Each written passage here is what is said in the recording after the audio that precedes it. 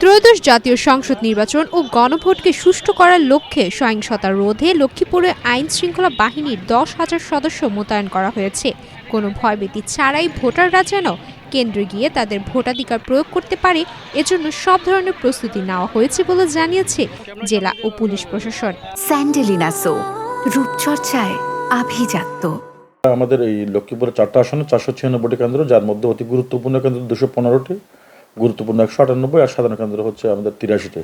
আমাদের প্রতিটা কেন্দ্রে 2জন করে পুলিশ সদস্য থাকবে। পাশাপাশি আমাদের এই যে কেন্দ্রগুলোকে সহায়তা করার জন্য আমাদের 37টা মোবাইল টিম এবং হচ্ছে আমাদের 6টা স্ট্রাইকিং টিম, পাশাপাশি স্ট্যান্ড বাই টিম কাজ করবে।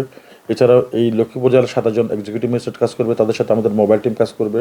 পাশাপাশি 10 জন হচ্ছে জুডিশিয়াল ম্যাজিস্ট্রেট কাজ করবে, তাদের সাথে আমাদের পুলিশ কাজ করবে।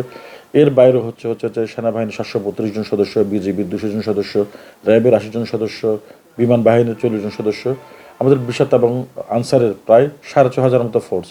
প্রায় আমি যদি একেবারে বলতে পারি প্রায় 10,000 মতো হচ্ছে আমাদের আইন শৃঙ্খলা বাহিনীর সদস্যরা পুরো নিরাপত্তার চাদরে হচ্ছে আমরা এই বোর্ডটাকে কেন্দ্র করে আমরা মোতায়েন করব।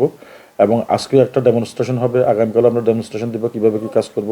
পাশাপাশি এবার নতুন সংযোজন হচ্ছে প্রত্যেকটা কেন্দ্রের মধ্যে সিসিটিভি ক্যামেরা আছে।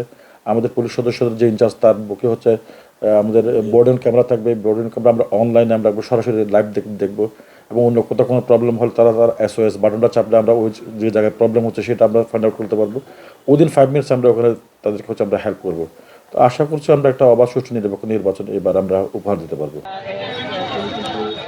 জেলা নির্বাচন অফিস থেকে জানানো হয়, লক্ষ্মীপুরের 4টি সংসদীয় আসনে বিএনপি, জামাত সহ বিভিন্ন দলের 29 জন প্রার্থী প্রতিদ্বন্দ্বিতা করছেন। এ জনপদে মোট 16,37,956 জন ভোটার রয়েছেন। সুমাইয়া মিতু, বাংলাদেশ প্রতিদিন।